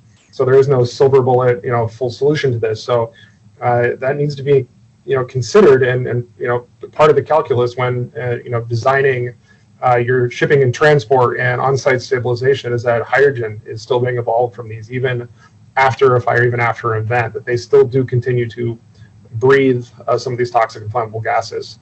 So closed containers, the such that we saw Chief Resendi's example of the box truck. So those enclosed spaces, these are engineering administrative controls that can be implemented to address and try to minimize some of these additional risks that the batteries still present even after an event. And I was going to just add to the on the maritime thing concept. I mean, just talk about adding a major complexity on top of already a complex incident is putting, trying to have to deal with these things inside a ship. And the thing as far as, I totally agree with you, as far as putting on the principles as your way of approaching these things. And just considering that if the batteries are inside a ship, it is a very confined space, right? It's very contained, meaning that the threat that they pose is exponentially higher than, say, if it's just a parked car in front of a house, right? And especially when you have high volume of batteries in shipping containers, you have high volume, very minimal space to operate if it's inside the hull of a battery of a ship. And so it's important to understand the threat and be able to do a risk calculation and risk assessment and before just being overly aggressive. So I think it's one of those things that, again, looking back to principles, is what is the threat and how is it presented to us? And if you're looking at a maritime operation, you're looking at huge volume of batteries with very small spaces and usually inside a contained environment. So that's that's like 3 strikes, right? When it comes to that kind of stuff. So just something to consider. Yeah, I mean, you'll hear stories, I guess, about people letting some of the, like a EV burn, for instance. Well, in those situations, a lot of times people will utilize that because they have the luxury or the availability of space as a tool. They can leave or drag the vehicle to a spot where it is safe to let it burn. They're not going to expose some other nearby exposure or something. So, sometimes that's part of the risk assessment. It's part of the principles is understanding what you have available to use. And obviously space and separation is always a useful tool when you're talking about fire. If you can contain or limit the exposure of a fire from spreading, then that's something you should absolutely use. Chief Resende, there was one question here. Where did the 330-foot safety zone come from? I'm not sure. I don't know if you want to respond to that or maybe address that one. Like I said, it's straight out of the ERG. That initial isolation zone is 330 feet when we're dealing with potential gas and toxicity, right? So that's where that came from. There isn't any that I know of. There isn't any science or studies out there that gives us a more specific distance. So we used what is available to us in the hazmat world to say, look, initial isolation zone of these incidents will be 330 feet. And obviously, the incident commander can determine whether or not that initial isolation zone is appropriate or not by either performing atmospheric monitoring, if they have that ability, or just by trying to stay upwind and providing themselves a better, safer, space. But that's kind of where that number came from.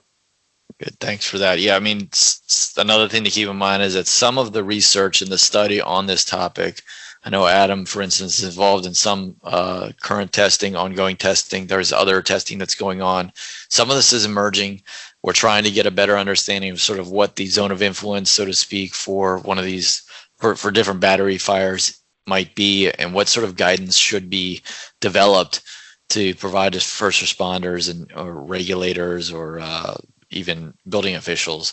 So some of this, I know the U.S. Fire Administrator, probably every one of us on this call right now are monitoring that work to understand what sort of guidance can be developed or employed for these types of incidents. And there was a question about sort of the ERGs and things like that, and for EV response. I know the USFA right now, we're in the process of drafting some guidance for an EV response guide that will hopefully shed some light on some best practices, essentially, for the first responders with regard to EV fires in particular, EV and hybrid fires for that matter.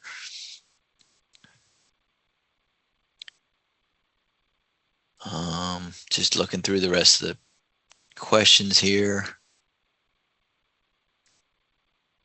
We talked about fire blankets. Seems to be a popular topic. Talked about how when you're dealing with consumer products, Mike mentioned how these incidents can be complicated by the fact that the battery cells can be ejected, and you could end up with secondary and widespread ignition. So that's another sort of confounding factor to these scenarios.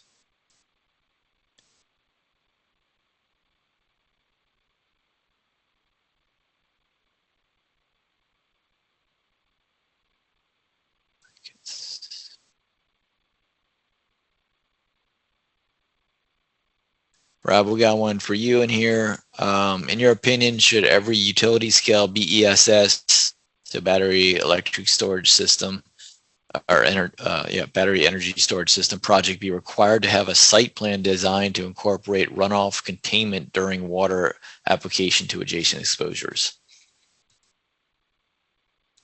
I don't know if that's necessary. I think it depends on. Probably there's a lot of factors to consider, but definitely a site plan, which it should be required, and obviously all the regulations that go along with energy storage systems, including the UL standards, need to be applied to all the energy storage systems. A lot of these are designed to self-mitigate with no water application. They are designed to complete their thermal event within the container and not have a need for water application. There are others that are designed to have internal misters that provide a very small amount of water application to prevent propagation. So it really depends on the safety mechanisms that are in place for the energy storage system. But the application of high volume of water on the energy storage systems is unlike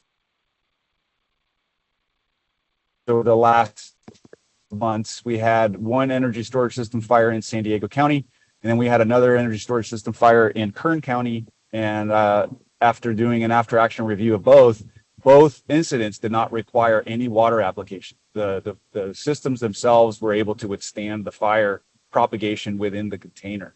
So does everybody require a water management policy? I think that's a little bit too global of a demand to put on the energy storage system companies. Hopefully that answers the question. Yeah, and I think it kind of touches on another topic of this. Is I have heard that some departments are treating all of these incidents as hazmat incidents. Others maybe not. It depends on how much or what size of a battery fire or how large the fire was. So there's varying degrees of sort of whether you should or would treat a battery fire incident as a hazmat incident or not. I do know that some of the work that Adam and UL Fire Safety Research Institute are engaged in is looking at what is in the water following one of these incidents. So maybe there'll be some information that comes out of that. I don't know, Adam, if you want to speak to that at all. Sure. Yeah, that's a goal. Our current electric vehicle research project has two parts, and we're in the first half of that project right now. The first part, which is looking specifically at developing data for the let it burn scenario. We've done some calibration experiments sort of at the end of those fire tests where we've flowed some water over the vehicles to look at making sure our measurement methods are correct for identifying chemicals in that runoff. At the beginning of 2025 in Q1, we're looking at conducting suppression experiments with manual firefighting streams so that we can capture water and sample it real time and do a more thorough analysis.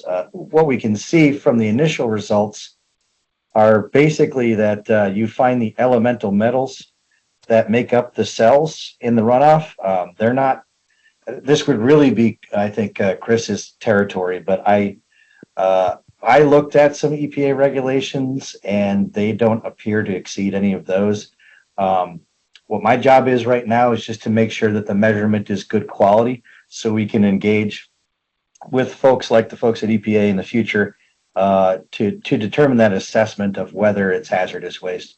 What I would say is we see the decomposed metals and decomposed elements of the hydrocarbons that make up the electrolytes. So those things aren't like, there are some personal health hazards. You would not want to expose yourself to carcinogens like formaldehyde. We know that's bad. But how they compare to internal combustion engine car fires, very good question. There is one paper from the Research Institutes of Sweden on that, and they sort of show that it's a very hard question to answer. Which one is, worse? So we're seeing some similar things to normal vehicle fires, but we're trying to produce that data. So I saw Chris came off mute for a second, but so folks like Chris can actually help with that assessment. Yeah, absolutely. Thanks. I came off mute a little early, but yeah, this is certainly part of the conversation, and I think we really have to start at the beginning and the definition of a hazardous waste, be it a characteristic hazardous waste, right? So high pH, low pH, flammability, those criteria, but then also listed wastes. And the official hazardous waste definition includes a concentration. So while many of these will not be defined per the regulatory framework as a quote unquote hazardous waste, they still do certainly contain hazardous materials. And those hazardous materials may exceed federal or particular state benchmarks and thresholds. So while they do have hazardous materials in them and do need to be in captured runoff water, because a discharge of those hazardous materials into the environment is bad, they may not necessarily. It is again case by case scenario that that they officially hit the definition of a hazardous waste. However, having the hazardous materials and constituents within them, they cannot be discharged, right? They should not be discharged to the environment, to a PUTW.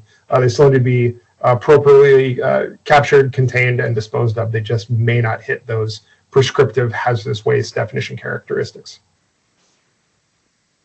Yeah, thanks for that. We are at time, so I'm going to go ahead and just respond to two remaining questions that came in. We had a couple questions about whether, what would trigger someone to report a battery fire, for instance, or NVERS, requiring things. And really, the battery fire incident reporting is voluntary. So it would probably be a matter of whether a department is already reporting into NVERS or however they're reporting or recording their fire department operations.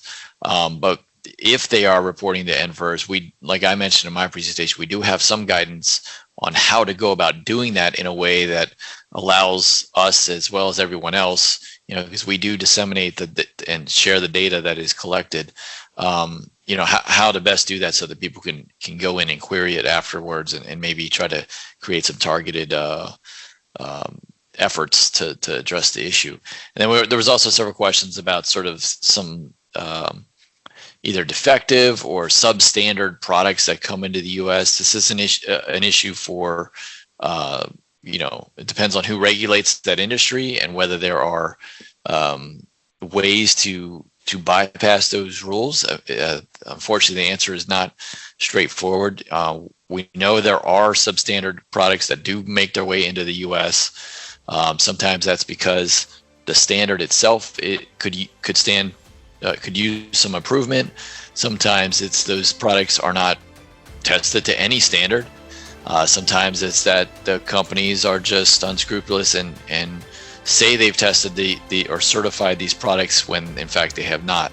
So it's a complicated question. It's certainly a valid one, there's various efforts and ways to try and tackle that. But right now it is an ongoing sort of concern. So unfortunately, like I said, we have run out of time. I'm hoping we addressed most of the pressing questions. If people do have remaining questions, they can certainly try to reach out to all of the speakers today, and we can try to answer those questions. Like I said at the beginning, that this webinar was recorded. It will be available on the U.S. Fire Administration's website, probably sometime in May, we're told.